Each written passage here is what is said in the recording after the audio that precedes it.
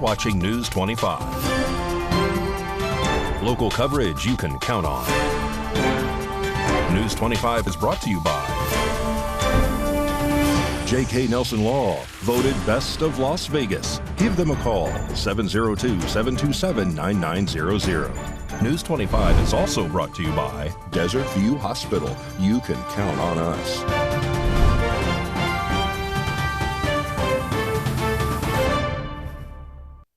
Thank you for joining us here on News 25 and Ace Country Radio, and now streaming at www.kpvm.tv.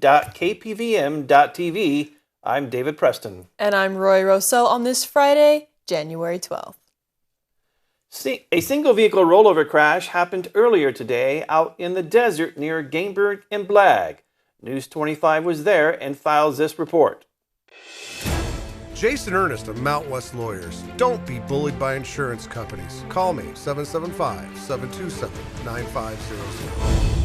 A vehicle rollover crash happened earlier this afternoon out in the desert in the area of Gamebird and Blag. According to the male driver of his dark-colored GMC SUV, he says he hit a hole in the desert floor, causing his vehicle to roll over. There was a female passenger in the vehicle with him who sustained minor injuries, possibly a broken wrist, according to Sheriff Joe McGill, and she was transported to Desert View Hospital by Pahrump Valley Fire and Rescue. Nye County Sheriff deputies spoke with the male driver, who assessed that he was not impaired at the time of the crash, so no arrest was made. There were no other injuries. It is unclear how fast the driver may have been driving before the rollover. The GMC vehicle suffered major damage.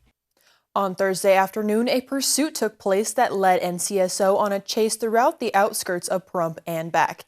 Anthony Roberts spoke with Sheriff Joe McGill about this chase, the crash, and files this report.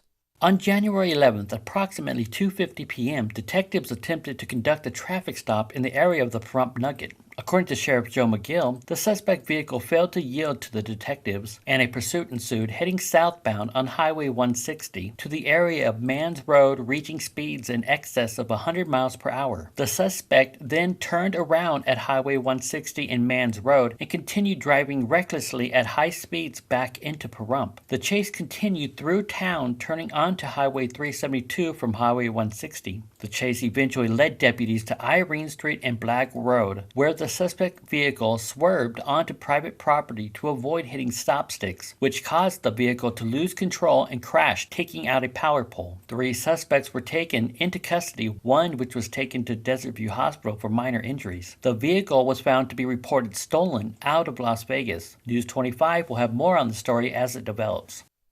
A structure fire erupts on Thursday afternoon on North Leslie Street. News 25 was there and captures this story. So yesterday afternoon, just around 1 o'clock in the afternoon, we were dispatched for a report of a structure fire in the area of North Leslie. As we were responding, we were notified that it was a working fire with heavy fire showing on a detached 2-car garage. We also had an observation of a heavy black-colored smoke column that was developing in that area. So it was presumptive that we were going to be going to work.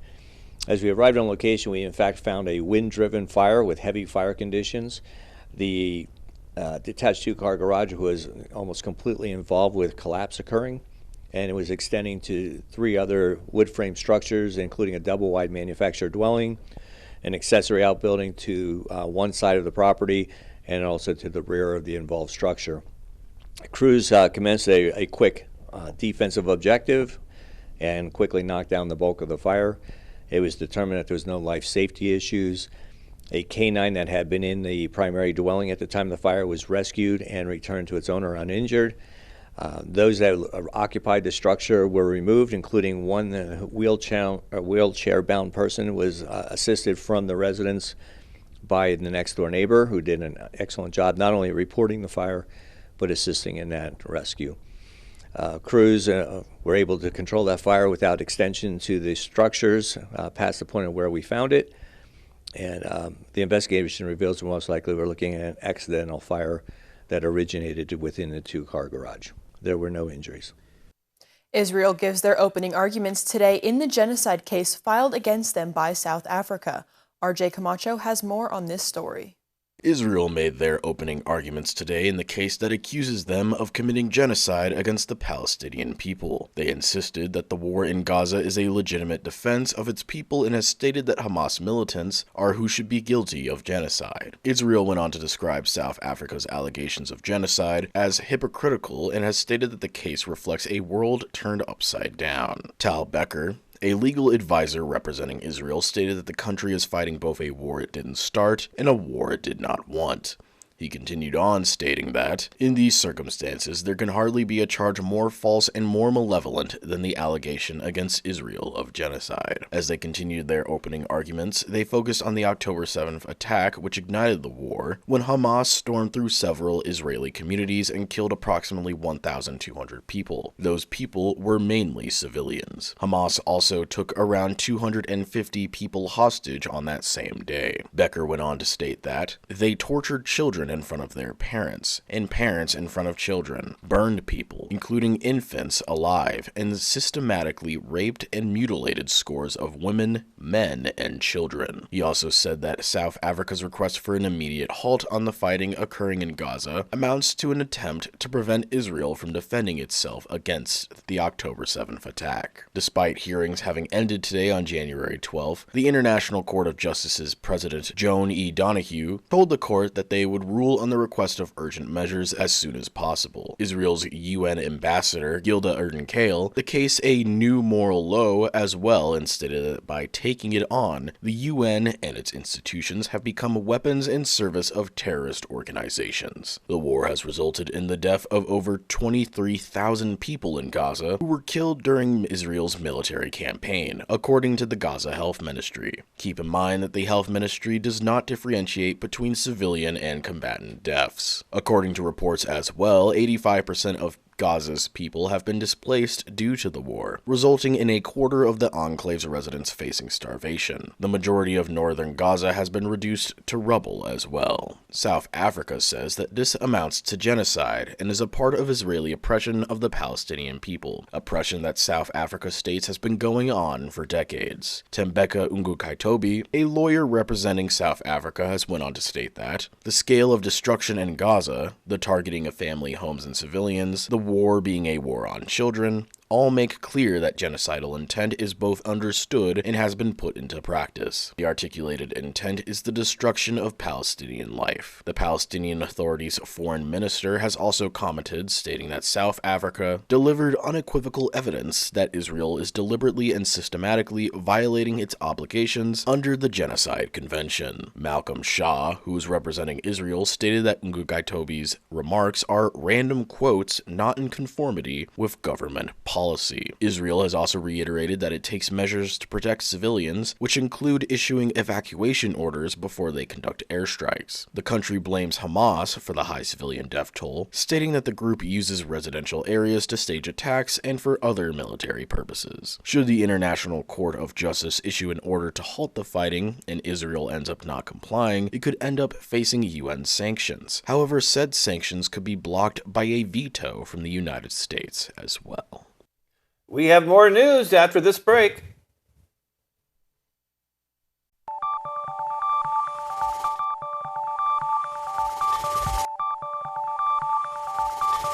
You're watching News 25. Local coverage you can count on. This segment of the news is brought to you by Living Free Gym. Kickstart your journey to a healthier, fitter you. No add-on or hidden fees. Join today. Call 775-505-3877. Welcome back to News 25.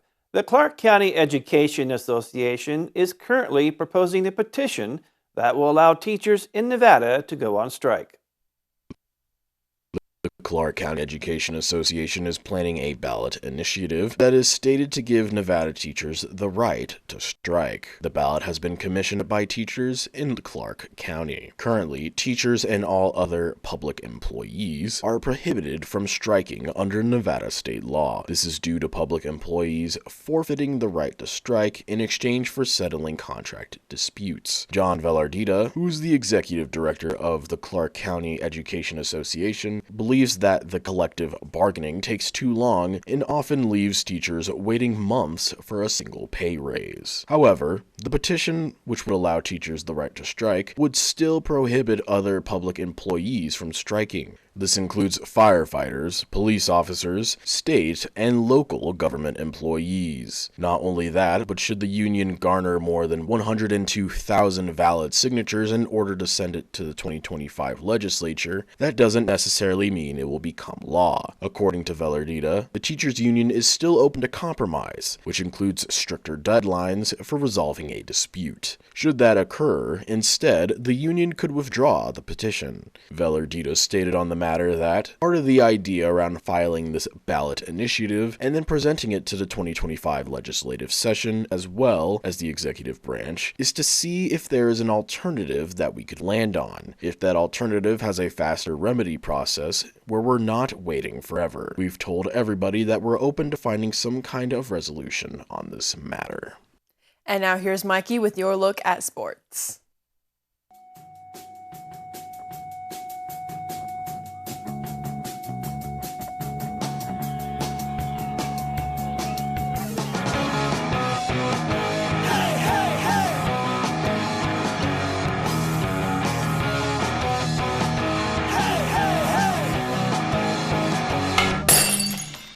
Time now for your News 25 look at sports. Golden Knights got shut out on Wednesday evening in Colorado against the Avalanche, 3-0. Let's see how they did last night when they welcomed the Boston Bruins. Scoreless through 2 periods. Third period, Golden Knights on the power play. Alec Martinez with the shot. Jack Eichel in front. Tips it in, 1-0. Later on in the third, Grzelcyk ties it up, 1-1. We're going to have to go to overtime. Less than a minute into overtime, Stone to Pietrangelo, and he scores. Golden Knights win in overtime. Golden Knights welcome the Calgary Flames tomorrow evening. Punter A.J. Cole and edge rusher Max Crosby have been named to the 2023 NFL All-Pro teams, the Associated Press announced Friday. Pahrump Valley Trojans boys basketball are at home this evening, taking on Sloan Canyon, and girls are in Palo Verde. That's your look at sports on News 25. Megan Mays from Nye Communities Coalition speaks to us about services that aids Nye community in this segment of Positive Pahrump. Parenting is a challenge, especially when dealing with behavioral issues or special needs. We've been there. Download the Been There Life Coaching app and talk to someone who's been in your shoes. A sponsor of Positive Pahrump. Hi, my name is Megan Mapes. I am the Communications Manager with the Nye Communities Coalition. We're your local nonprofit organization that's focused on growing hope in our community. And by hope, we mean healthy organizations, people, and environments. And to that end, we put out a monthly newsletter that covers events and resources that we are providing or helping the community get connected to, from alcohol and drug prevention and awareness to food security and a list of your local food pantries, to workforce development, from youth workforce to adult workforce, to help people build and establish the essential job skills that they need to make themselves stronger candidates in the general workforce. We also think about wellness and health. From adult and youth mental health, we have a couple of folks who provide mental health first aid classes, as well as free mental health services for youth who need counseling and some support.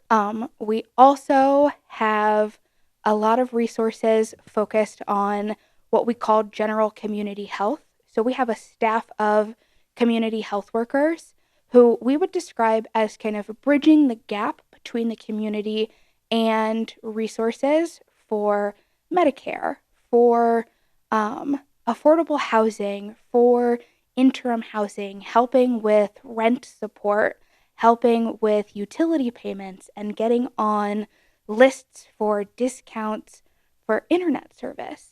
So if you're somebody who might need a little bit of help or thinks that there is something that the coalition might be able to do for you, give us a call at 775-727-9970, or just stop by at 1020 East Wilson Road and see if there's something we might be able to help you out with.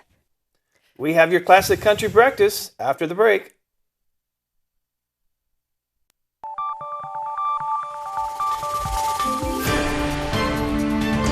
You're watching News 25. Local coverage you can count on. News 25 is brought to you by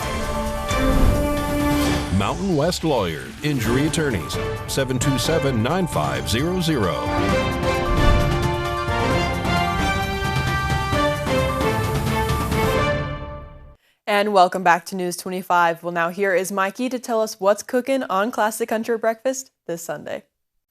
Howdy. On the menu this week on Classic Country Breakfast, born on January 8th in East Tupelo, Mississippi, Elvis Presley will celebrate him. Born on January 9th, Crystal Gale will celebrate her. Born on January 11th, Naomi Judd will pay tribute to her. Born on January 12th, Ray Price will pay tribute to him. Also born on January 12th, friend of the show, William Lee Golden will celebrate him. In the Not an Oldie But a Goodie segment, we'll hear the new song from Alias James. And my special guest, Mark Miller from the band Sawyer Brown, calls the show to talk about his forthcoming book called The Boys and Me. He talks about the band's new album, due out in March, called Desperado Troubadours. And he talks about songwriting. I got signed as a staff writer. Charlie Pride signed me as a staff writer. I wasn't good at it because you came down 9 to 5 and you wrote songs all day for, who was on the charts at the time. And then they would pitch the songs. And I just was not good at it. During that time though, I wrote Step That Step. And I actually, they didn't want it. They didn't want me to demo it, to spend the money on it. And that was, our first #1 record. Coming up this Sunday morning at 8 on Ace Country Radio and streaming at www.kpvm.tv, channel 25.8. News 25 Weather Cam is brought to you by Lerner and Rowe Injury Attorney's Office in Pahrump. In a wreck, need a check? Call 702-877-1500. Taking a look outside through our Lerner and Rowe weather cam, it's looking cloudy and feeling cold. John has your weather forecast coming up next.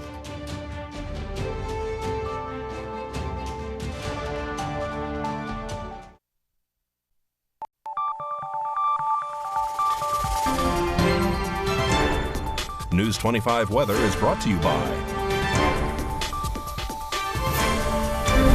Dairy Council of Nevada. Undeniably delicious, undeniably dairy. Enjoy what's real.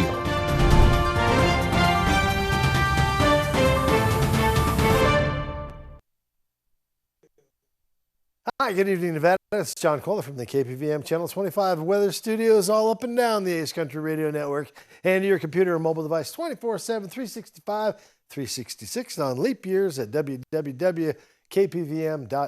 And this is a leap year, so I feel good including that in the possibilities of what goes on. Fernley, 38 degrees. Fallon hit 37. Carson City, a touch warmer. Somebody left the oven open, 45 degrees up there. Tonopah hit 35, said, had enough, call it a day. And you are the Cool Spot Award winner again. Congratulations. 39 out in Goldfield. Beautiful Beatty at 46. Amargosa hit 49. It almost looks like a hot spot. No, wait a minute in reserve judgment. Las Vegas at 48. And in Death Valley, 58 degrees here in the paradise of Pahrump. Let's take a look at our curtain. Oh, no, look at it. We did it again. We got the hot spot. Oh, congratulations to us. Yeah, it's 47 degrees right this second, but 49 just a little bit earlier. And tonight we're heading down to pleasant 29 degrees, so we'll look forward to that. Sun rose this morning at 6:55, set the scene at 4:49. Sunshine through the clouds, going down. Oh my God, the color is so beautiful. Poke your head out the door. Enjoy it one last time. Must see nature vision. Low tonight, 29 degrees. Yes, we are warmer than Amargosa. Ah ha ha ha, ah ha ha ha. Humidity at 45%. Smells like clouds tomorrow. Am I right? I am right. Look at this. Cloudy skies tomorrow. Going to be nice down on nature's Health Farm. Beautiful day to enjoy some animals out there on Saturday, the 4th birthday celebration. Sunday, come into it with a sunshiny day and a happy attitude to face the 5 days of clouds which follow. But look at those temperatures, cruising up from the high 50s all the way up to the mid and let's say low mid high 60s, 66. That seems pretty good for Friday. Good goal. Let's get there. All right. Back to the desk one last time. Here's Dave and Rory. Thank you, John. Well, today marks the last day that John and Missy Kohler will be here at KPVM, and they are going to tell us why they're leaving and say goodbye to us all. Hi, I'm Missy Kohler. I'm John Kohler. We're getting ready to head back to Fairbanks, Alaska, where we came down from about 3.5 years ago. I spent about the last 47 winters up there before moving to Pahrump, and when I joke about the paradise of Pahrump, it's mostly the weather. This is a stellar place to be. It's and interesting people and lots of fun stories, lots of opportunities here that we couldn't have had anywhere else. So we'd like to thank the people in the place of Pahrump. It's been a slice. Everybody here at KPVM TV, we've had a blast, and it's been so much fun working with you all. Thank you so much for the opportunity. Stay in touch. You'll find us on Facebook. We'll be in Fairbanks, Alaska. If you find your way north, we're excellent hosts. Please do give a call. Stop by. Bye.